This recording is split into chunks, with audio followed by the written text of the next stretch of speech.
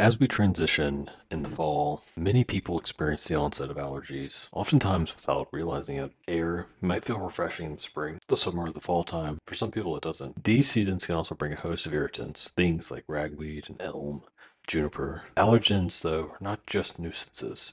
They also impact our daily lives, our perceptions of the seasons. It's this time of year when the brain, just like the sinuses, believes that the environment is turning against us.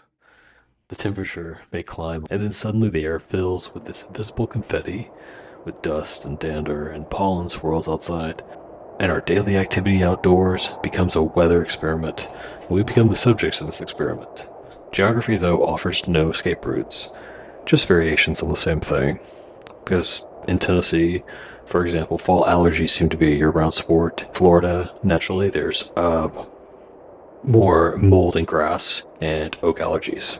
And in the western states like Nevada and New Mexico and Arizona, you may have dry air, but that dry air is stirred by dust and tumbleweed and the occasional sagebrush storm. And in the mid-Atlantic, there is air drying winds. It comes in through dry winds. They carry the pollen and ragweed, and there are a number of complex interplaying complex in that environment. One of those factors is our immune system response, and this highlights the importance of understanding how the body can react to changes in the environment without us deciding that it will. So today, on Decisions at the Fulcrum, we're going to explore the balance between environment and health and look at how that's treated. We're saying that if you feel your eyes running, and there's a story behind what's happening. So if you enter the modern day pharmacy, go through one of the over-the-counter aisles, and you have a wall of pastel boxes, 24-hour relief, biomedicine. We now have advanced science of allergic reactions. Eventually, we'll call this, though, IgE, mediated hypersensitivity to aeroallergens.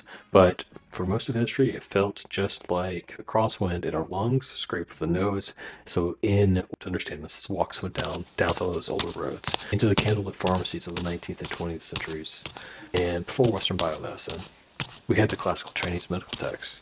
The trouble of sneezing and congestion often arrives under the influence of the wind and external perturbation, slipping it past the bodies to fit the boundaries of where the wind is laced with cold or damp, and it trespasses the lungs. It disrupts the righteous flow of qi. So acupuncture is one example. I've only tried acupuncture a few times. I did feel pretty good afterward. When I read about acupuncture doing this research, acupuncture's been around for a while. So people have used a lot of different things for relief over time. But we are still experiencing the same symptoms. John Bostock in 1819 presented a paper about his own recurring summer issues that sound a lot like allergy, and in doing so, he medicalized his seasonal discomfort. A few decades later, Charles Blackley would perform experiments to include crushing grass pollen, placing it in his eyes to prove there was a causal link between pollen and allergic responses. And he won some of history's mixed affirmations for both courage and questionable judgment. Fair enough. But I would not recommend doing that, actually. Personally, have to find a remedy pretty fast. Hay fever, though, escapes from the meadow. It goes into the print journals. And these marsh gases and scented roses, sometimes the nerves, gradually microscopy and self-experimentation pushed the culprit toward pollen. At the time, some of the treatments included going to your mountain resort in New England or upstate New York, using sedation. That option includes laudanum, which is a tincture of opium, or morphine, and then codeine later on. Treatments have changed pretty significantly since then. Other treatments that are pretty classic include saline rinse and steam petroleum jelly. By the middle of the 20th century, though, we finally produced a couple of tools that were helpful for inflammatory control, particularly in the intranasal sprays. And this is when the first generation of antihistamines is introduced. The problem with these, like Benadryl, but they left you feeling dizzy. Unless you don't plan on working or driving, or it may not be a good option until in the evening. And so you were really restricted on when you could take it. The antecedents of modern decongestant spray. carrying the promise and the same issue. Quick relief, quick return. Spray again. Finally, you had steam and salt and petroleum. Commonplace, enduring, and kind of effective. Deregulation loosens the irritants. Saline rinses was washed them away, and petroleum jelly protected the cracked vestibules. Picture this. You're standing in the fluorescent lit aisle of a big box pharmacy, and the shelves tower with boxes, Claritin and Zyrtec, Allegra, the generic non-drowsy allergy relief. Each promises essentially the same thing. Let's back up first. The allergy aisle wasn't always this crowded, because through the 1990s, most non-drowsy antihistamines were available only by prescription. Enter Claritin in 1993, prescription only. Zyrtec, 1995, prescription only. Allegra, 1996, prescription only. All were second-generation antihistamines engineered to improve on Benadryl, because Claritin became the first of the second-generation drugs to go over the counter in 2002. And Zyrtec followed in 2007 and Allegra in 2011. But years of safety data had accumulated, data that they did not have before. Health literacy comes in here. The World Health Organization's definition of health literacy is the ability to understand and use health information to make decisions about health, your health. So when the FDA said, yeah, we trust consumers to manage these decisions themselves, that meant they trusted consumers in 2011 to manage their own decisions related to their health because they were assumed finding out on their own information that they could use that would help them make the best decision about which allergy medicine would work for them. And there were three big components that shifted onto consumers. First of all, they had to recognize the symptoms now. Second, they had to compare options between different allergy medicines. And third, they needed to monitor their own outcomes. That doesn't mean that a physician's never involved. It means that for this particular topic, compare options, read the label, and understand what is best for you by monitoring the outcomes. Because if the drug doesn't work because it causes a side effect, then you're able to understand what's not working and you're able to find information about what might work instead. That's high health literacy. People with high health literacy can make those decisions with over-the-counter status medicines. And this is a type of agency and autonomy. I think it improve the way people view themselves in terms of being able to understand health information because they are assumed to be able to self-manage their own case. In 2011, that is what the FDA said with regard to Allegra. Yeah, we trust consumers to manage this themselves. Over-the-counter status assumes a baseline competence that not everyone has equal access to, especially people with limited language proficiency or less access to health information. Antihistamines were not the only treatment, though, nor are they the only treatment today. We have some ideas that have made it into the contemporary era that come to us from different cultural practices, yet have a lot of scientific validity. Long before the advent of these pills, the neti pot is one example of this. That charming little vessel of saline magic is top notch. In fact, it's evidence-backed to keep your airways as clean as a whistle, banish allergens and inflammatory debris with a splash. If you do use one, use distilled water or boiled cooled water. The salinity, some squeaky clean equipment. This will get you the results that are nothing short of impressive. That's one way that people still practice today. You can get a neti pot at any pharmacy, one at any big box retailer, something that's going to clear out the sinuses. In the 1990s, came a new character on the scene, the second generation antihistamine. The new promise is to keep the relief and lose the sedation.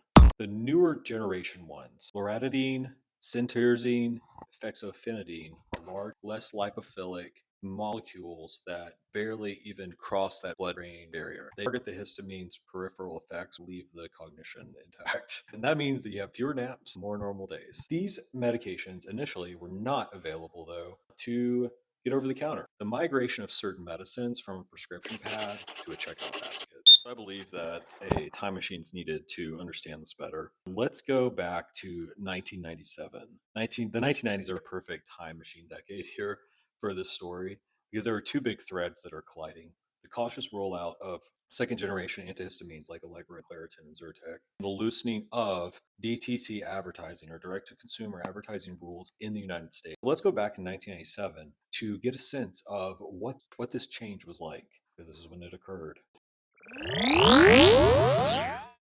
Here we are in 1997, here at dial-up modem. There's a billboard with a giant 2-liter, someone smoking a cigarette on it. Oh, these times have changed. I'm watching TV, and there are no drug ads.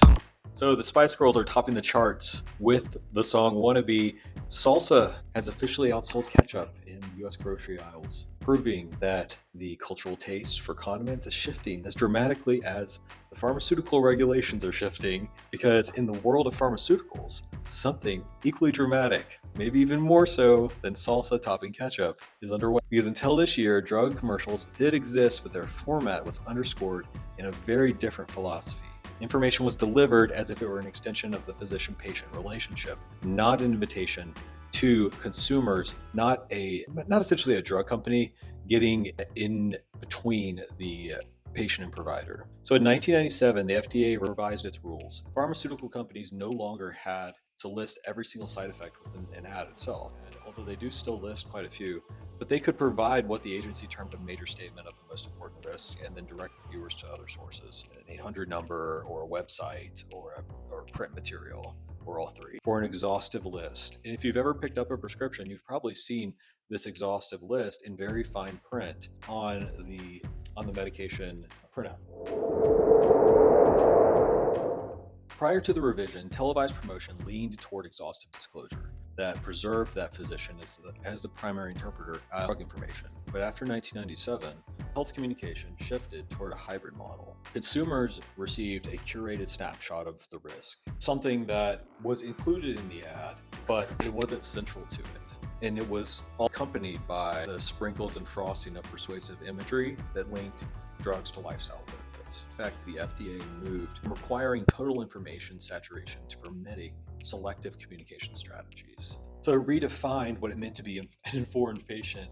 What it meant to have health literacy is now also part of marketing advertising. So there's no longer comprehensive detail, which is key to health literacy in that moment of encounter, but there's a guided signpost towards supplemental sources. So the result was the normalization of television drug advertising as a major channel of patient education that was always entangled with that persuasive messaging. In scholarly terms of this, the revision represents a paradigm shift in the epistemology of pharmaceutical knowledge, from disclosure-driven to narrative-driven, from informative to persuasive, from provider-mediated to pharmaceutical company-mediated, from clinical caution, though, to lifestyle framing. So this paradoxical year of 1997 also included the FDA pulling terfenadine, or Seldane, off the market for heart risk. Regulators began to clamp down on the safety of those antihistamines, the second-generation ones, at least for the time being, while simultaneously giving companies that unprecedented freedom to sell directly to you.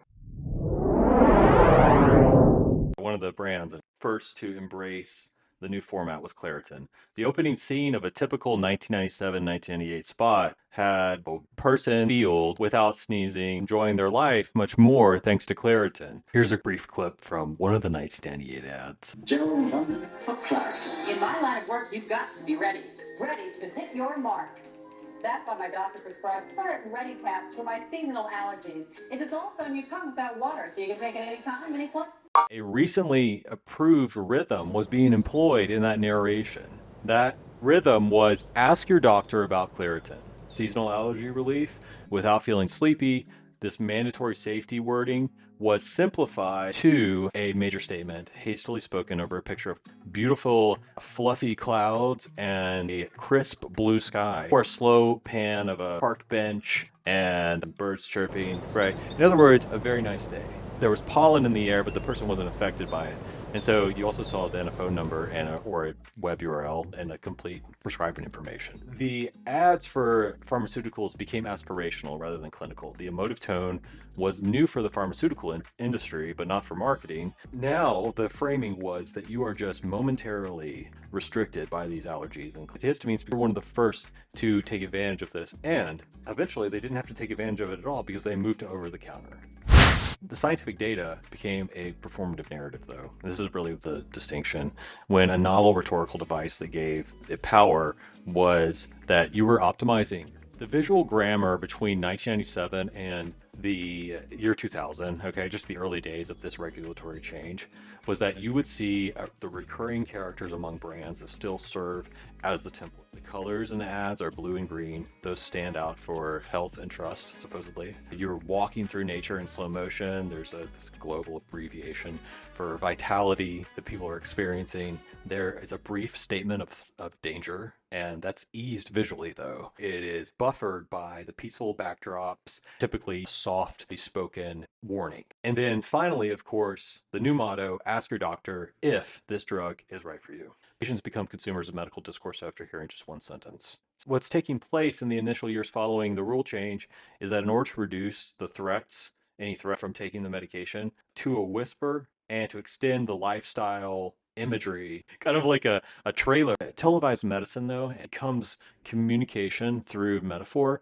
and marketing. What happens is the relationship between the patient and provider becomes interrupted to some extent, some would argue anyway. You would have witnessed in 1997 to the year 2000 the inception of what academics subsequently have labeled pharmaceutical imagery. The use of pharmaceuticals as a mean of bridging the gap between idealized normality and everyday ailments. Things that are not really going to harm you long term, but are irritations at the very least. But some things are threats. Like what I'm getting at here is there's a new language of health communication that emerged by the end of the 20th century, and the number of broadcast medication advertisements in the US increased from a handful to hundreds. This cheerful, liberating, wholesome tone that had been associated with travel agencies and detergent manufacturers was now associated with medicine. From 2002 to 2011, the allergy aisle changed gradually. Claritin switched it to OTC in 2002. It set the precedent. It was safe and it was simple and it had readable labels that ordinary people who were not medical professionals could navigate without a provider, a healthcare provider, standing guard. Zyrtec followed in 2007 that reinforced this pattern, and then came Allegra in 2011, a capstone. So by that point, fexofenadine or Allegra had a spotless record. It had minimal sedation, few interactions, dosing that you could explain in one breath, right? It's 24-hour relief. Some of it's 12-hour, I think. But the FDA's decision framework is what I want to get at here. Their decision framework includes three major components: safety, effectiveness, and label comprehension or self-selection. This was the structure of it all. In plain language of this, my understanding of it, is if most people can understand the box that it comes in and use the drug correctly, it can be on the shelf. This is the FDA's logic in 2011 anyway. This move wasn't just regulatory housekeeping, in other words. It was an institutional vote of confidence in public competence to make their own decisions. So after 2011, the story wasn't over on the new molecules, but on the delivery, it was changing. We now have intranasal corticosteroids, and these stepped out from behind the counter and into the daily routines. Some examples of this include Flonase and Nasonex, I believe, and there's also Nasacort. They became a new framework for congestion because they address the mechanisms and not just the sensation of seasonal allergies. So then came the antihistamine sprays. The first OTC spray was in 2021, and that promised relief in minutes and a tidy workaround for the pills that make me foggy crowd. Add in the combo logic of prescription tier, the antihistamine plus the steroid in one bottle, and you can see this system of antihistamines and delivery systems of these drugs maturing.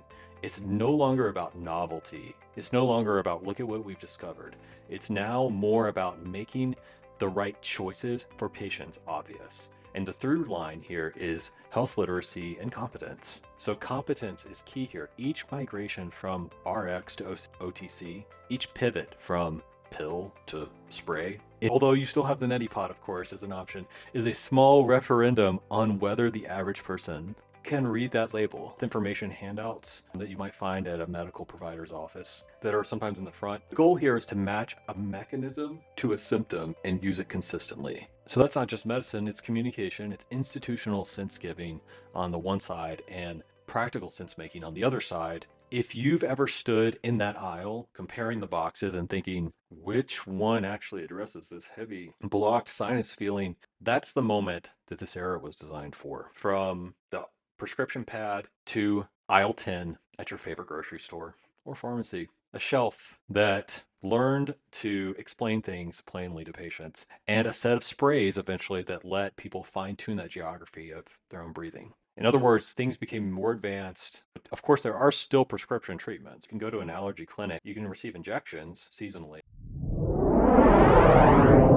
Transformation is not flashy, it's architectural. The care that moves, it's not the marketing gloss, in other words. It is medical precision. When care moves closer to the point of need and the instruction manual becomes understandable enough to fit on a box. So next time, when you're in that aisle trying to decide, will any of these work? Should I even try? Well, think about how these medications earned the trust of experts, right? And know that if one doesn't work, there are options available. If you remember nothing else, remember this: match what is available to the sensation. If it's an itch, if it's a sneeze, get an antihistamine. If it's heavy and blocked, why does my face feel like a library with all the doors shut and I can't get out? That's a steroid spray. And it's Salion's time to shine in that case. Keep your neti pot on the counter. What does it say about us that a prescription drug can become a grocery errand?